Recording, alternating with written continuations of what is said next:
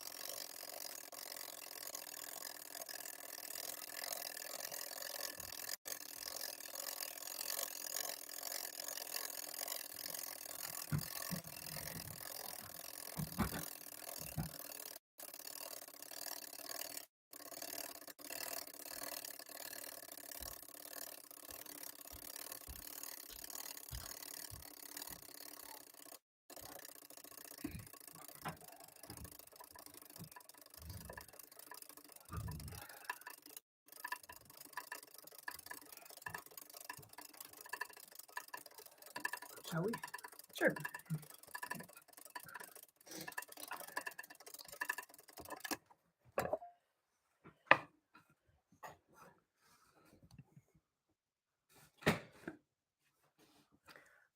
No. Oh, that was a close one. All right, thanks for joining us. I'm Teresa Mitchell. This is Ani Haynes. This is Now Bridge to a Better World is the name of the program, and we have some comments about what's going on in the world. And I'm happy that we get together with y'all once a week. This is sort of the program for grown-ups here, where we're going to discuss things beyond the propaganda of the of corporate media. First, I want to say May Day is coming up. Sunday, there will be an anti-fascist gathering at Laurelhurst Park at 1 p.m. on May Day. Portland May Day has a history of police violence. And of course, we now have the police-adjacent fascist militias, so be aware and choose your path wisely. I do intend to be out and about on the streets, and I'll be putting more on that up on Twitter. My Twitter handle is PressWatchNow. What do you call it? _PressWatch_now. Underscore. Yeah. Yeah, you're at PressWatch_now. Yeah. And actually, that anarchist gathering was just about the only thing I could find about Portland. And I think because of the police violence and because of the militias, people might be a little hesitant to put things out there in advance. But I feel confident after all these years, after decades of living here, that there will be, there will be a May Day event, several May Day events in Portland. And of course, there are also events up and down the West Coast, and you can find more information on that by putting May Day Seattle, for example, or May Day Olympia into the search bar on Twitter. So I want to talk about the climate catastrophe. I think you should probably move over and I have your whole face on the camera. All right. Which is continuing apace with the killer heat wave now affecting India and Pakistan. Reuters says that Pakistan issued a heat warning after the hottest March in 61 years, while in parts of neighboring India, schools were shut and streets deserted as an intense heat wave on Friday shows no sign of abating. And it says intense heave wave because they don't hire editors at Reuters anymore.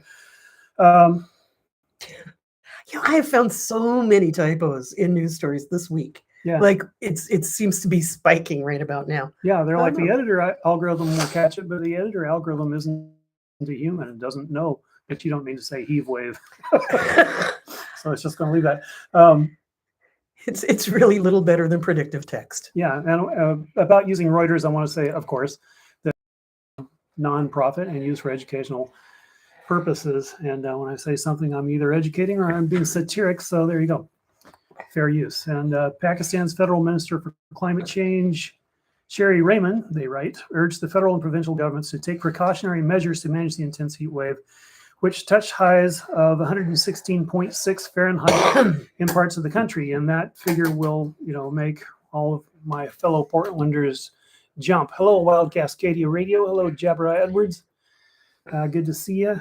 And they quote Raymond saying South Asia, particularly India and Pakistan, are faced with what has been a record-breaking heat wave that started in early April and continues to leave people gasping in whatever shade they find. One thing that I had read in another news article is that some municipalities are running out of coal, and how ironic is that they need coal to run air conditioners.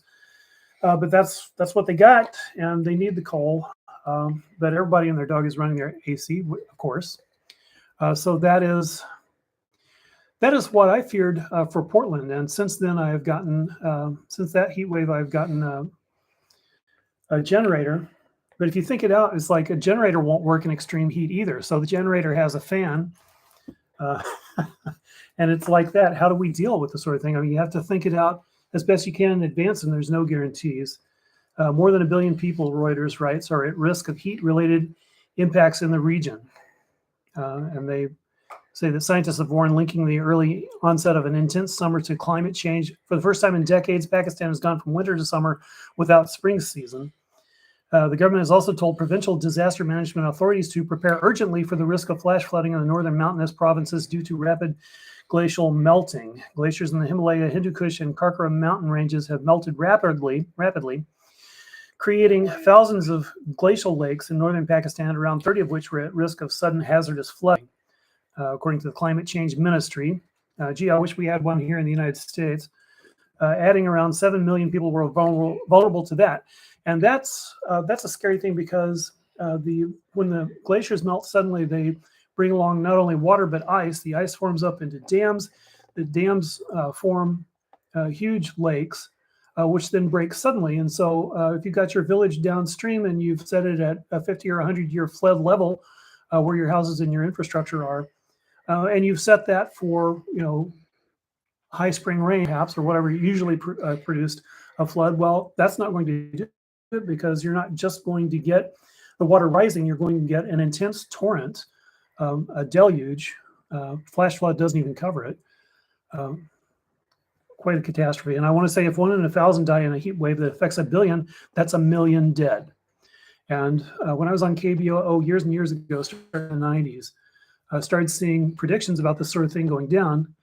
And this sort of thing was predicted for 2100, and then they started pushing it back. Well, maybe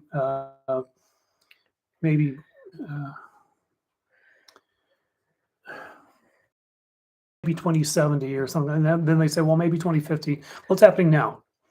And so I want to ask, are we ready politically for emergency geoengineering? And I would like to know what your comments are on that. I hate engineering and I always have. Geoengineering, I mean. I love engineering, excuse me. But geoengineering is a hateful idea. It's a desperate, horrible idea which will doubtless produce many unintended consequences and many ugly consequences which can be predicted. And I don't see the choice. I really don't. Because if we look at the scale that needs to move, I would say there is zero chance of overthrowing capitalism and the remaining Koch brother before we get into mega deaths. So we want mega deaths or we want geoengineering. We're going to get mega deaths either way, actually. And the reason I'm thinking geoengineering is maybe some lives can be saved. Tell me what you think about that. So it's kind of, we're getting it, the climate is beginning to respond to the war that we have made on it. And we are in a climate war. whether we like it or not. The earth is going to do what it's going to do. One of the things I really hate about war in the more usual sense is the loss of any semblance of rational discourse. Though I take the side of the USA, the criminals that I live with, of course, I will not pretend that we have not engaged in criminality in the situation in Ukraine.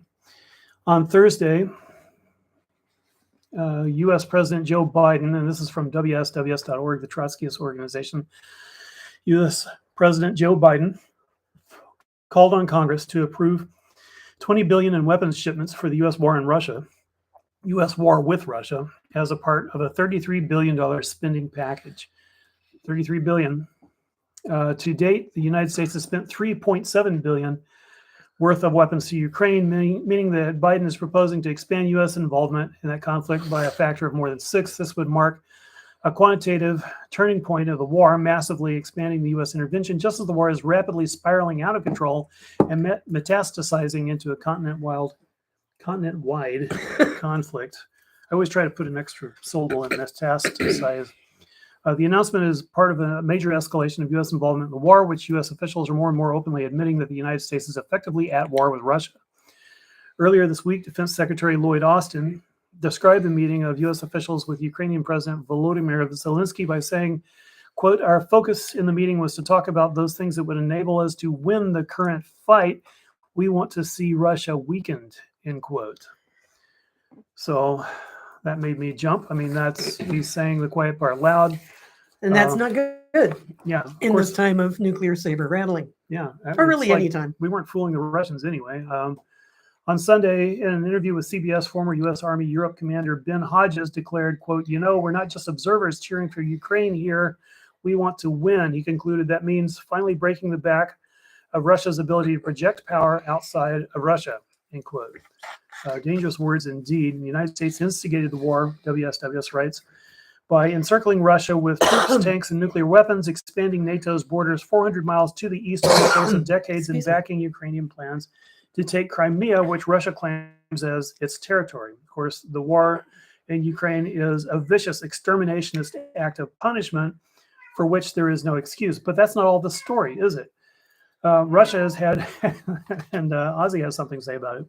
Russia has a great case versus the USA at the International Court of The Hague, and though the U.S. is not signatory to its war crimes tribunals, the truth would have humiliated Uncle Sam, because the Azov and Adar and Svoboda and Right Sector and C-14 battalions aren't just a fluke. They are CIA-led monsters that have killed 14,000 Russian-speaking, Russia-aligned people in the breakaway, more or less independent provinces of Donetsk and Luhansk since 2014.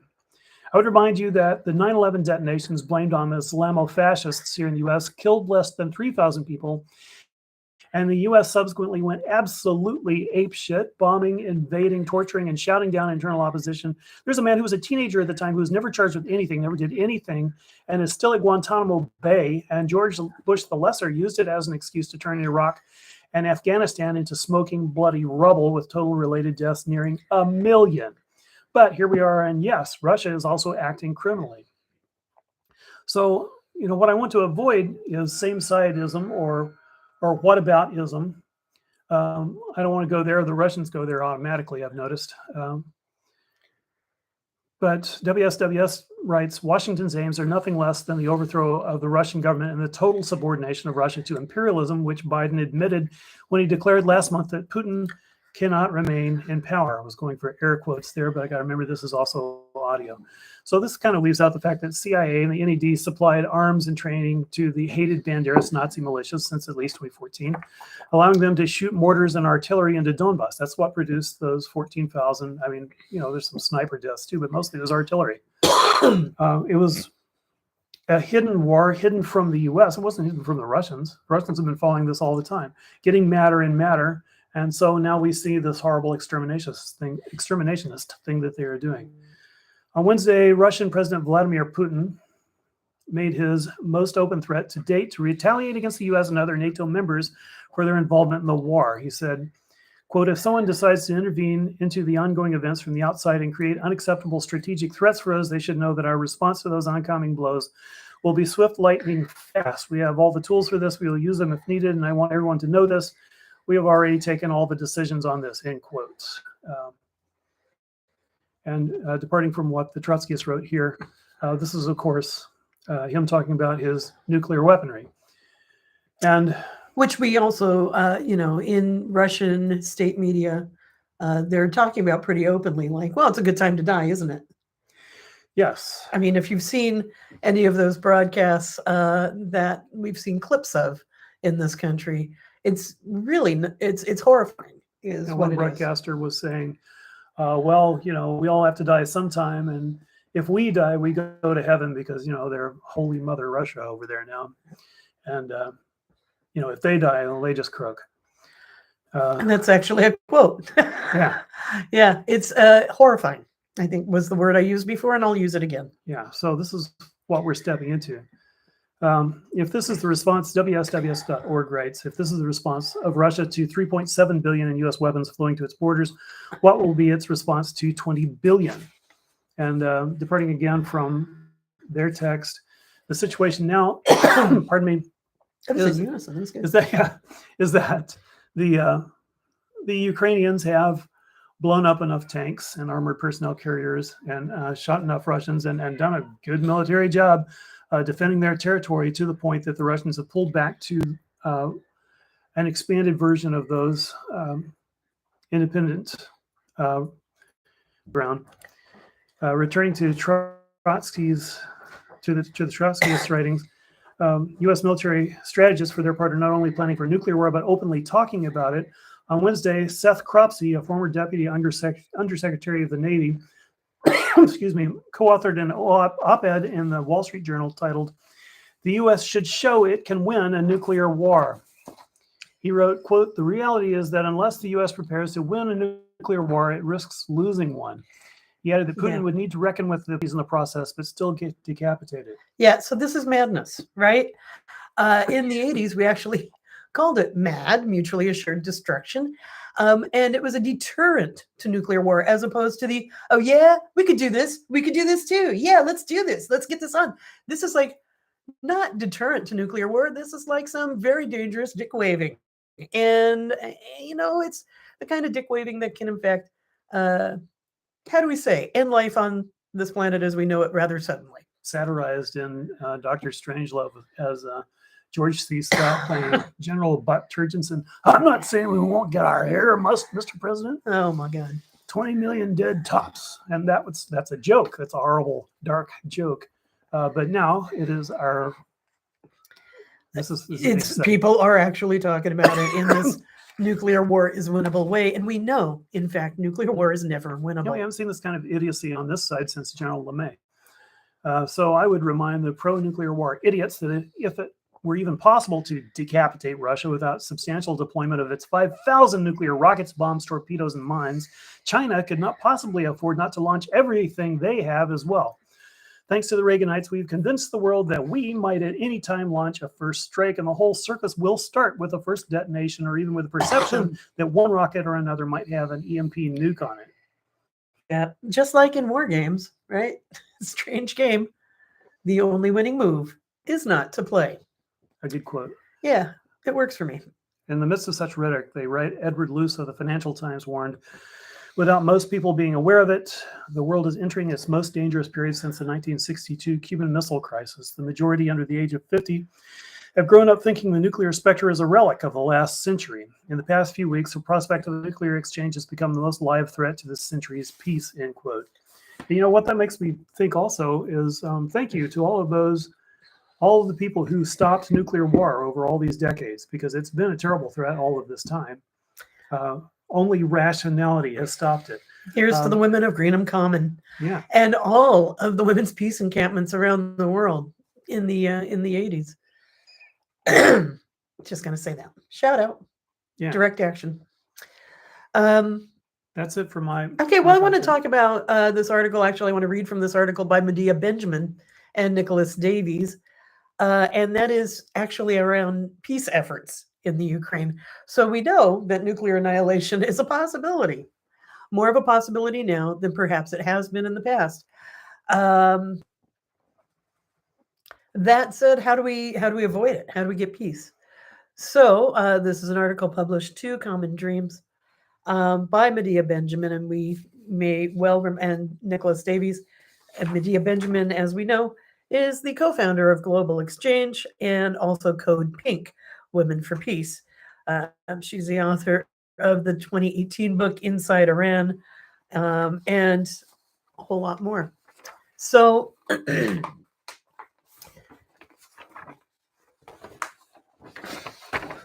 so where is the first page? On I'm sorry, a little warm there, Teresa. Yeah, got myself a little heated up. Yeah, there you go. Heated rhetoric. On April 21st, Biden announced new shipments of weapons to the Ukraine at a cost of $800 million to U.S. taxpayers. On the 25th of April, Secretary of State Antony Blinken and Defense Secretary Lloyd Austin announced over $300 million more in military aid. The U.S. has now spent almost $4 billion on weapons for the Ukraine since the Russian invasion, bringing a total U.S. military aid to Ukraine since 2014 to about $6.5 billion. The top priority of Russian airstrikes in Ukraine has been to destroy as many of these weapons as possible before they reach the front lines of the war. So it's not clear how militarily effective these massive arms shipments really are. The other leg of U.S. support for Ukraine is its economic and financial sanctions against Russia, whose effectiveness is also highly uncertain. UN Secretary General Antonio Guterres is visiting Moscow and Kiev to try to kick-start negotiations for a ceasefire and a peace agreement, since hopes for earlier peace negotiations in Belarus and Turkey have been washed away in a tide of military escalations, hostile rhetoric, and politicized war crime accusations. Secretary General Guterres' mission may now be the best hope for peace in the area. The first month of the war offers the best chance for a negotiated peace settlement. That window has now passed for Ukraine. This is a pattern of early hopes for a diplomatic resolution, and they're quickly dashed by war psychosis. Data on how wars end from the Uppsala Conflict Data Program, or UCDP, make it clear that the first month of a war offers the best chance for a negotiated peace agreement.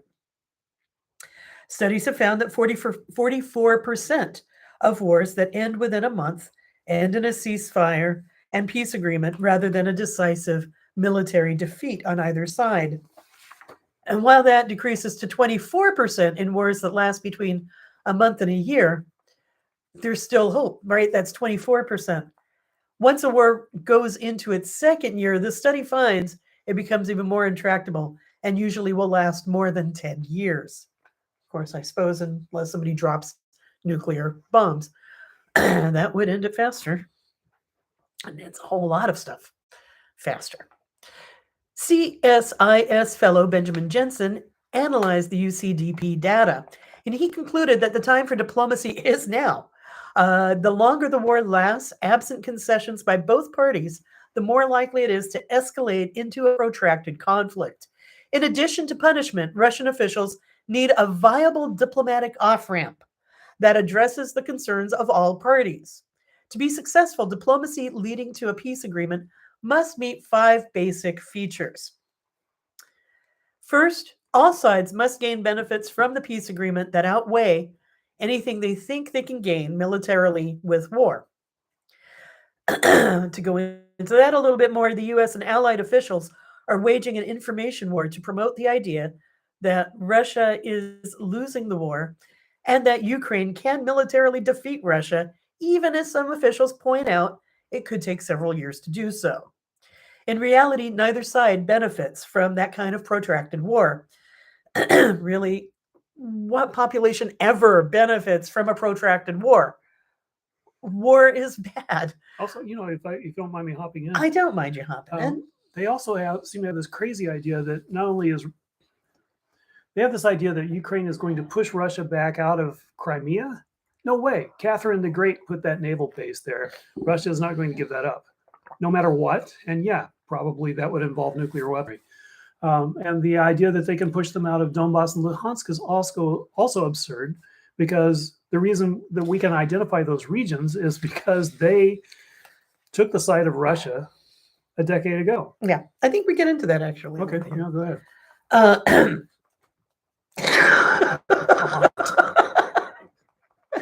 Yeah, well, It's getting hotter over here.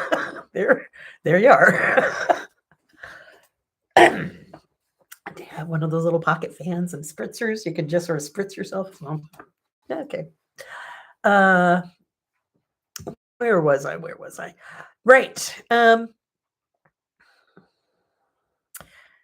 Second, let's just go down to second. Second, mediators must be impartial and must be trusted by sides to actually negotiate a peace.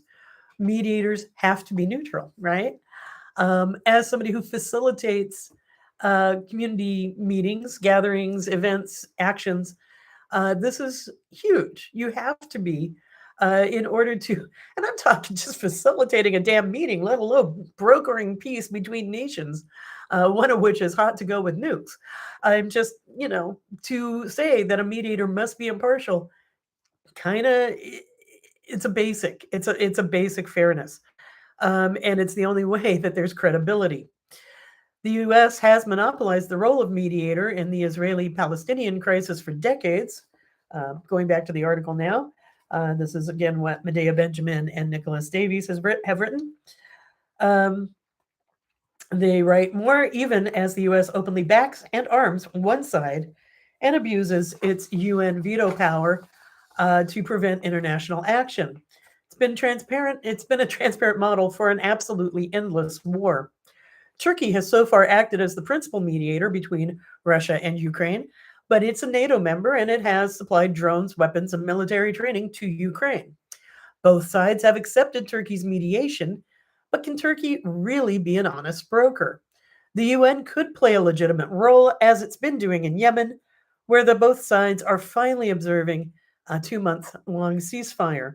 But even with the UN's best efforts, it's taken years to negotiate this fragile pause in the Yemen war. How many people have to die before the details can be worked out across negotiating table instead of over the rubble of Ukrainian towns and cities? The third condition that has to be met to negotiate peace is the agreement must address the main concerns of all the parties in the war. In 2014, and I think this is what you were basically talking about, or at least in part. In 2014, the U.S.-backed coup and the massacre of anti-coup protesters in Odessa led to declarations of independence by the Donetsk and Luhansk People's Republics. The first Minsk Protocol agreement in September 2014 failed to end the ensuing civil war in eastern Ukraine. A critical difference in the Minsk II agreement in February of 2015 was that the DPR and LPR representatives were included in the negotiations, and it succeeded in ending the worst fighting and preventing a major new outbreak of war for 7 years. Excuse me. There's another party that was largely absent from the negotiations in Belarus and Turkey, people who make up half the population of Russia and Ukraine, and that's the women of both countries. While some of them are fighting, many more can speak as victims, civilian casualties, and refugees from a war unleashed mainly by men. And these voices of women at the table could be a constant reminder of the human cost of war and the lives of the women and children that are at stake. And again, departing from this text and remembering the Women's Peace Action networks around the world that were a major part in preventing nuclear war. From the before times, from the 70s and 80s. Going back to Medea Benjamin and Nicholas Davies' article, again, the article is found on Common Dreams, and it is called "This is How the U.S. Could Help Bring Peace to Ukraine." Going back to that article, even when one side militarily wins a war, the grievances of the losers and unresolved political and strategic issues often sow seeds of a new outbreak. of war in future. As Benjamin Jensen of CSIS suggested, the desires of U.S. and Western politicians to punish and gain strategic advantage over Russia must not be allowed to prevent a comprehensive resolution that addresses the concerns of all sides and ensures a lasting peace.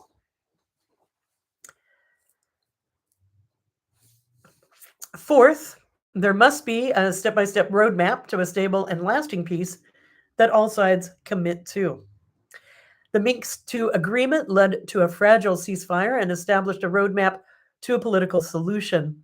But the Ukrainian government and parliament under Presidents Poroshenko and later Zelensky failed to take the next steps that Poroshenko agreed to in Minsk in 2015. That is, to pass laws and constitutional changes to permit independent, internationally supervised elections in the DPR and LPR, and to grant them autonomy within a federalized Ukrainian state. Now that these failures have led to Russian recognition and resolved their status and that of Crimea, sides will commit to, whether that's through an autonomy promised in the Minsk II or formal recognized independence from Ukraine. A sticking point in the peace negotiations in Turkey was Ukraine's need for solid security guarantees to ensure that Russia won't invade again. The UN Charter formally protects all countries from international aggression, but it has repeatedly failed to do so when the aggressor, usually the US, wields a Security Council veto. So how can a neutral Ukraine be reassured that it will be safe from attacks in the future? And how can all parties be sure that the others will stick to the agreement at this time? Or actually, the agreement this time.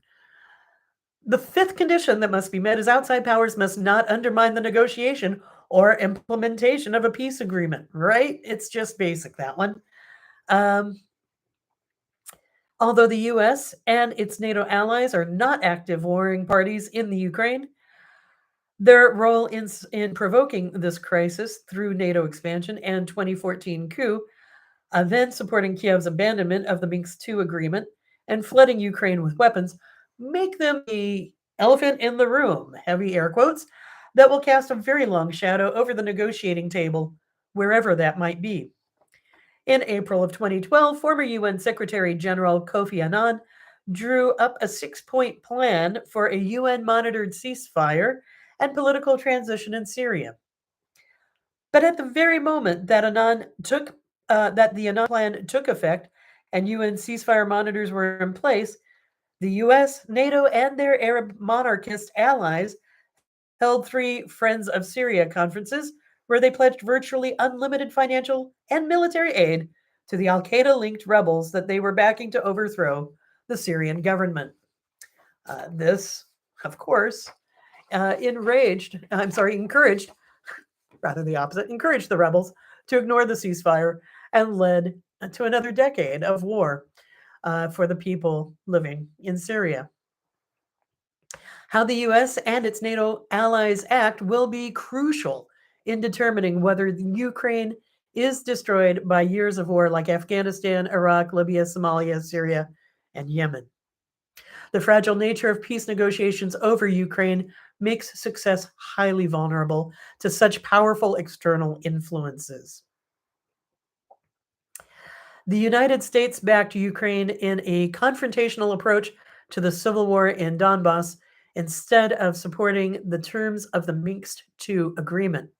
And this has led to war with Russia. Now Turkey's foreign minister, Mevlut. Good luck. Yeah.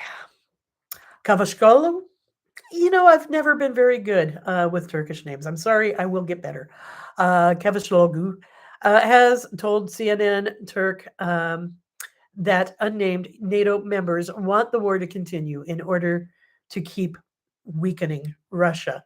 So, of course, departing from the text, that is not tenable to a peace agreement, right? You can't broker a peace agreement while external forces are using this as a proxy war to accomplish political ends that, let's face it, we've been trying to do for 70 years. I saw something even in a left publication that was saying, oh, well, maybe since the U.S. has had good luck mediating conflicts, maybe the U.S. could. No, the U.S. is How not. does that Yeah, even? the No, US we've is never not had a good neutral luck. party to this conflict. I mean, if we were to look to someone who could possibly mediate, I might look to the president of Mexico, someone who's actually taken a neutral position on conflict. Huh. Argentina, someone like that. I'm like AMLO. Yeah, I mean, Okay. Conclusion. How the U.S. and its NATO allies act now and in the coming months. Also, you can use that if you want to read the comments and comment yourself. You instead can of do that staring right at the here. screen like this. Yeah. Just look. It's my special secret power. All right. And you just do that, and then you can comment right back. Like, yeah, there was a little live tutorial. That's how we do it here on Yes. This Is Now. Yeah, because I'm Um, ignorant of the 21st century. we bring her along. It's important, to encourage and educate as we go. Yes. All right. So in conclusion, how the U.S. and its NATO allies act now and in the coming months will be crucial in determining whether Ukraine is destroyed by years of war, right? Or whether this war ends quickly through a diplomatic process that brings peace, security, and stability to the people of Russia, Ukraine, their neighbors, and I got to say at this point, as we're all nuclear saber rattling, the world. This now involves the entire world. If the U.S. wants to help restore peace in Ukraine, it must diplomatically support peace negotiations and make it clear to its ally, Ukraine, that it will support any concessions that Ukrainian negotiators believe are necessary to clinch a peace agreement with Russia. Whatever mediator Russia and Ukraine agreed to work with to try to resolve this crisis, the U.S. must give the diplomatic process its full, unreserved support, both in public and behind closed doors. The chances for that, I'm optimistic, and I can't actually see that happening. When has the U.S. behaved right behind closed doors when it comes to imperialism and military uh, advantage? Okay, but let's just say we do. I would love to see that. I would love to see that day. And, I will keep hope alive. It must also ensure that its own actions do not undermine the peace process in Ukraine as they did in the 2012 Annan plans in Syria. One of the most critical steps the US and NATO leaders can take to provide an incentive for Russia to agree to a negotiated peace is to commit to lifting their sanctions if and when Russia complies with the withdrawal agreement. Without such a commitment, the sanctions will quickly lose any moral or practical value as leverage over Russia and will only be an arbitrary form of collective punishment Against against just its what the Russians people are doing. Yeah. and against poor people everywhere who can no longer afford food to feed their families or fuel to maintain their heat or their air conditioning as their lives need. As after all, this is global. And as a de facto leader of NATO military alliance, the U.S. position on this question will be absolutely crucial. So policy decisions by the U.S. will have a critical impact on whether there will be peace in Ukraine or only a much longer and bloodier war.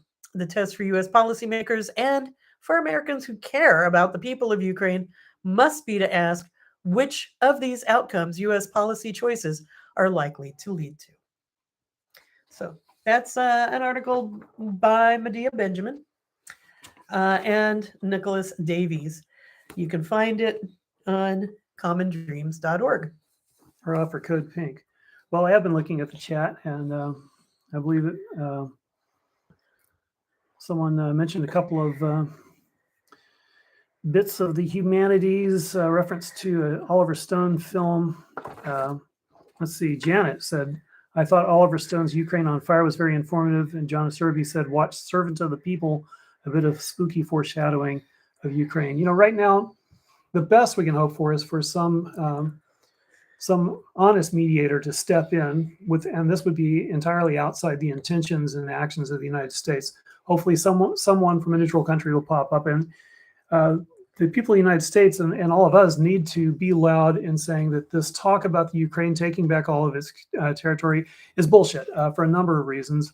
One, that Donetsk and Luhansk, if we respect people's sovereignty and if we actually respect democracy, then those regions to the east of Ukraine are out of here. They're gone.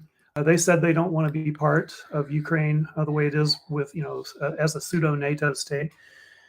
So that's not going to happen. The idea that they could do that is bullshit.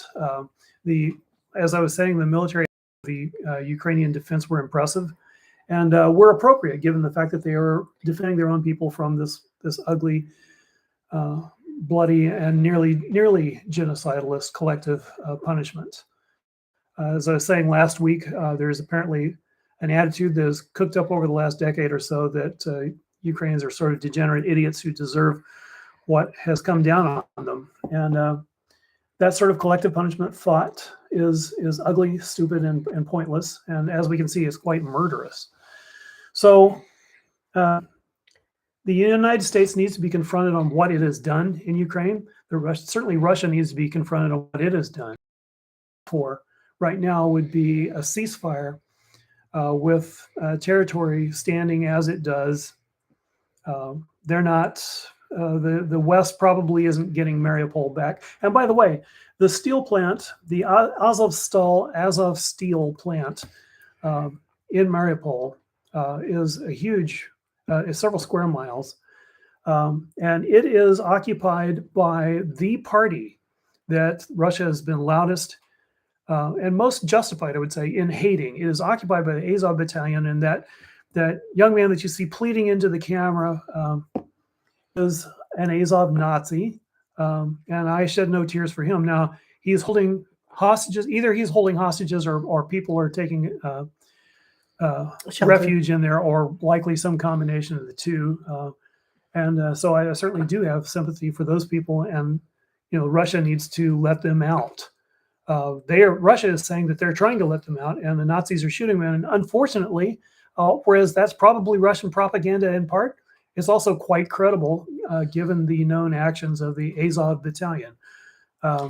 So of course they're bombing the crap out of the Azov steel plant. They want to kill every last one of those bastards, and who can blame them? Except for the fact that the Azov battalion are not alone, Yeah. right? And so again, we have people, regular people, attempting to live their lives, and their lives are being shredded by the machinations of global war. Which goes back to what I was saying at the start, is like one of the things I really hate about war is that rationality and facts just go out the window and you pick a side and start shooting. And it just always brings me back to, the whole idea that war is waged. I like raged. By, the rich old men who send young poor folks to die. And we're watching a whole lot of civilian casualties and the bombings and shellings of major cities and civilian neighborhoods. And so not only are the young being sent to die, the young and the poor being sent to die, but people just trying to live their lives are being killed and their lives completely interrupted. So war, it's not the answer. So I'm going to go on and to May Day. May Day is coming right up. It's Sunday. May Day is probably one of my favorite days of the year. It's got a long pagan tradition. It is a long celebrated day in much of Europe and the Mediterranean. And thousands of years of traditions here. And it's the time when we are transitioning into summer as late spring, summer, as that transition point happens and we feel the green earth coming to life around us. It's a time of joy. And it's also the time of workers' holiday. And I love the fact that these things have commingled over the years so that as Casey Neal wrote in his song May Day, it's the holiday of holiday of the workers and the holiday of pagans, holiday of workers. Yeah, I'll remember that in a minute. Meanwhile, back at the ranch, there's a wonderful book by Peter Linebaugh. And of course, I didn't actually write down the name of the book, but it's something to the effect of um, the long, strange, and fabulous history of May Day. It's got a lot of adjectives going on there in the beginning of that sentence, but history of May Day is how it ends. Peter Linebaugh, Peter, Linebaugh. I had the pleasure of interviewing Peter Linebaugh just as this book was released in 2016 on our old radio program on cable, Positively Revolting, and you can still find that interview there. I want to read a little bit from Peter Linebaugh, who's a historian, an anarchist, and a historian and author, about the history of May Day. So, Linebaugh writes, once upon a time, long before Weinberger bombed North Africans, before the Bank of Boston laundered money or Reagan honored the Nazi war dead, the earth was blanketed by a broad mantle of forest. As late as Caesar's time, a person might travel through the woods for 2 months without gaining an unobstructed view of the sky. The immense forests of Europe, Asia, Africa, and America provided the atmosphere with oxygen and the earth with nutrients. Within the woodland ecology, our ancestors did not have to work the graveyard shift. They didn't have to deal with flex time, nor work from 9 to 5. Indeed, the Native Americans whom Captain John Smith encountered in 1606 worked only about 4 hours a week. The origin of May Day can be found in the woodland epoch of history. In Europe, as in Africa, people honored the woods in many ways. With the leafing of the trees in spring, people celebrated the fructifying spirit of vegetation, to use the phrase of J.G. Fraser, the anthropologist. I like that. The fructifying spirit of vegetation. Go forth and fructify. They did this in May, a month named after Maya, the mother of all gods, according to the ancient Greeks, giving birth to even Zeus. The Greeks had their sacred groves, the Druids had their oak worship, the Romans had their games in honor of Floralia Abundia, I believe she was also known as. Again, the mother goddess, right? The goddess, the personification of the earth and the fecundity of the earth. In Scotland, the herdsmen formed circles and danced around fires. The Celts lit bonfires and hilltops to honor their god, he says Beltane, to honor their god Bel. Tane was sort of the element of bringing in the fire and the bonfires that would happen. But I digress. In Tyrol, people let their dogs bark and made music with pots and pans. In Scandinavia, fires were lit and the witches came out. Everywhere, people went a-maying. By going into the woods and bringing back leaf, bough, blossom, to decorate their persons, their homes, and their loved ones with green garlands. That emblem of the life force, right? The greening of the earth, bringing it in and using it as reminders that we are a part of this life force and that we are a part of this renewal. We can take this renewal in. I'll go back to the text now. Right. Outside, theater was performed with characters like Jack and the Green and the Queen of May. Trees were planted, maypoles were erected, dances were danced. Music was played, drinks were drunk, and love was made. Winter was over, spring had sprung. Drunk drinks. Yes. The history of these customs is complex and affords the student of the past with many interesting insights into the history of religion, gender, reproduction, and village ecology. Monotheism rose when the Mediterranean, with the Mediterranean empires. May Day became associated with a couple of Christian martyrs, and so it became known as James and Philip's Day. Farmers and workers and childbearers and laborers of the Middle Ages had hundreds of holy days which preserved the May green despite the attack on peasants and witches. Despite the complexities, whether May Day was observed by sacred or profane ritual, by pagan or Christian, magic or not, by straights and gays, by gentle or calloused hands, it was always a celebration of all that is free and life-giving in the world. That is the green side of the story. Whatever else it was, May Day is not a time for work. Therefore, it was attacked by the authorities. Right? Not a time for work. Get rid of that. It's only going to be encouraging people having fun. And, you can't make money out of people having fun unless you commercialize their playthings. Anyway, and commodify. Yeah, I digress. Back to Linebaug's text. Therefore, it was attacked by the authorities. The repression had begun with the burning of women and the persecution of witches, and continued into the 16th century when America was, quote, discovered, and the slave trade was begun, and nation states and capitalism were formed. In 1550, an act of parliament demanded that maypoles be destroyed and that the May Games were outlawed. The Puritans of England abolished May Day altogether. To these words, the festival was obnoxious for paganism and for its worldliness. Philip Stubbs, for example, in Anatomy of Abuses, written in 1585, wrote that the maypole and then wrote of the maypole, and then fall they did to banquet and feast, to leap and dance about it, as the heathen people did at the dedication of their idols. This, of course, he saw as a bad thing. When a Puritan mentioned heathen, we all know genocide was not far away. According to the excellent slideshow at the Quincy Historical Society, 90% of the Massachusetts people, including Chief Chickatabbit, died from the chickenpox or smallpox within a few years after the Puritans landed in 1619. The Puritans also objected to the unrepressed sexuality of the day.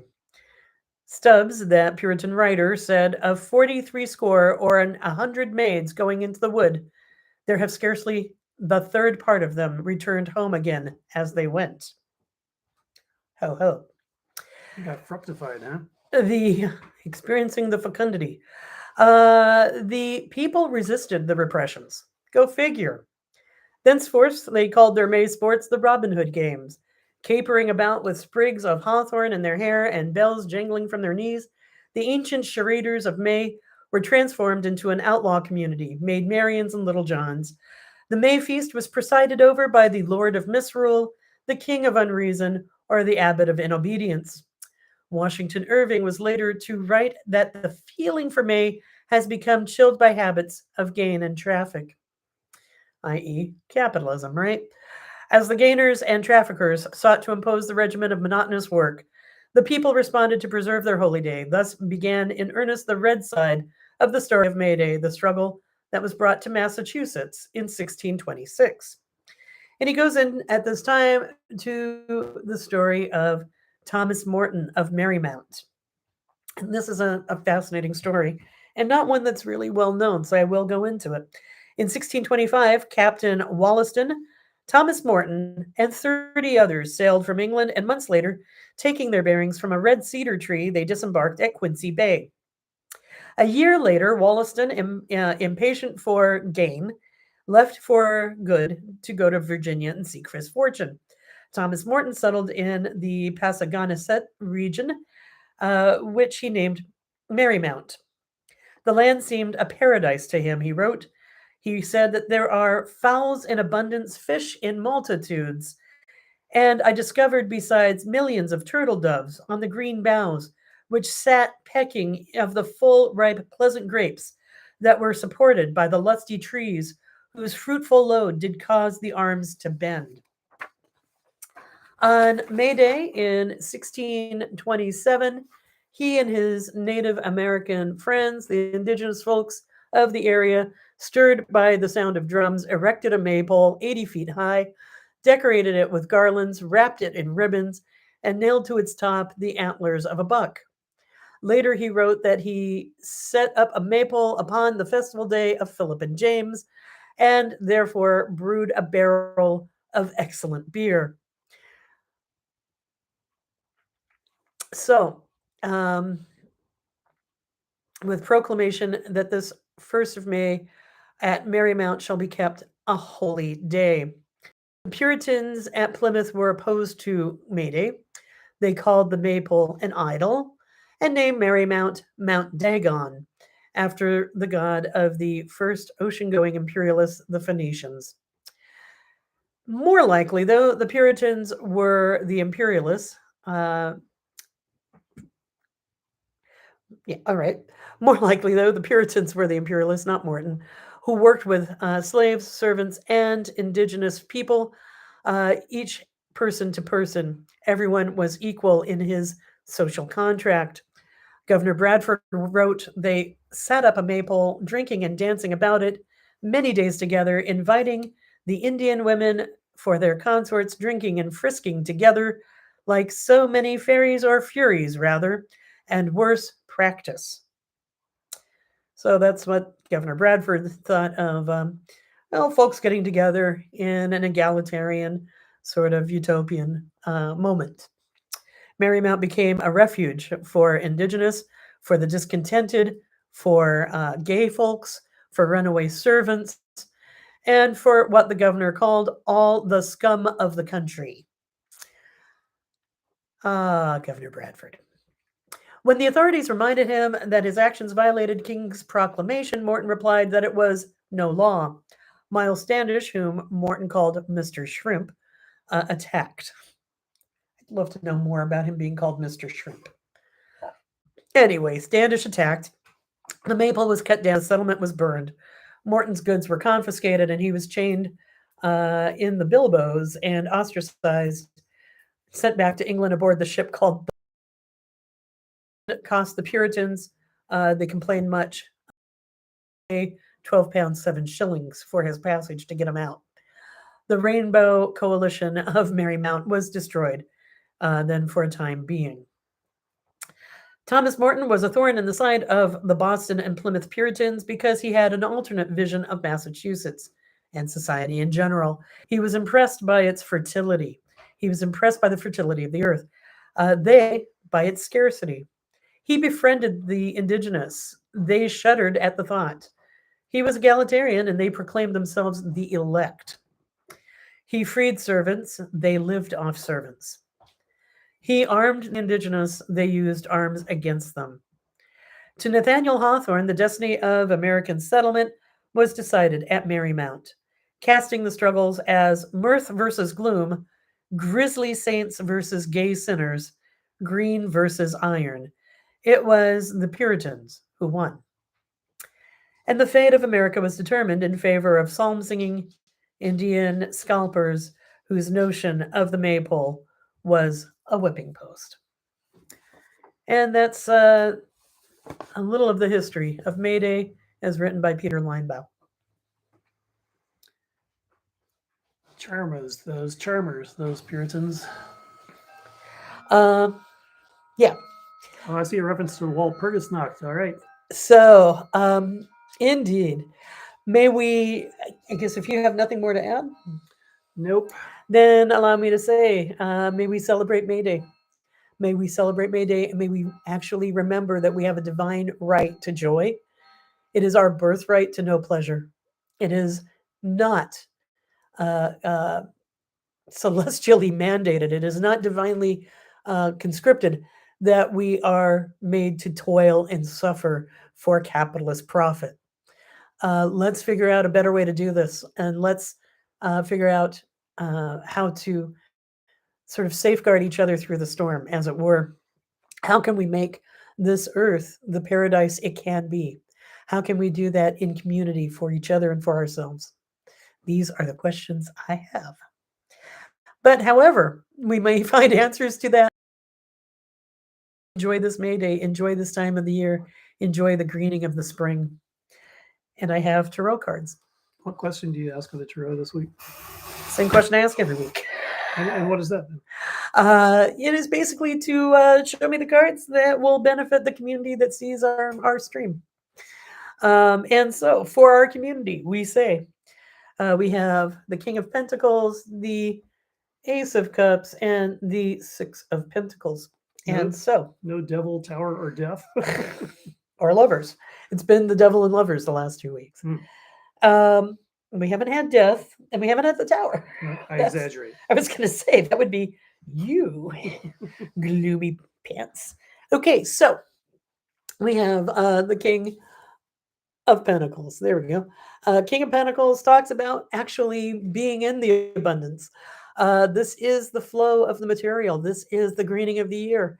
So it's both a call to look about us and to enjoy the gifts that we have, and to understand that gifts are best when shared, and that it's important to also use those gifts wisely, to not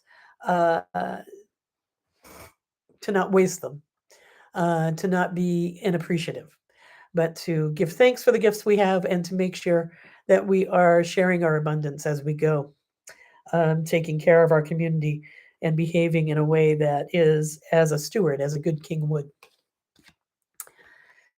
The Ace of Cups is really all about that renewal, the renewal of our emotional selves, the renewal of our hearts.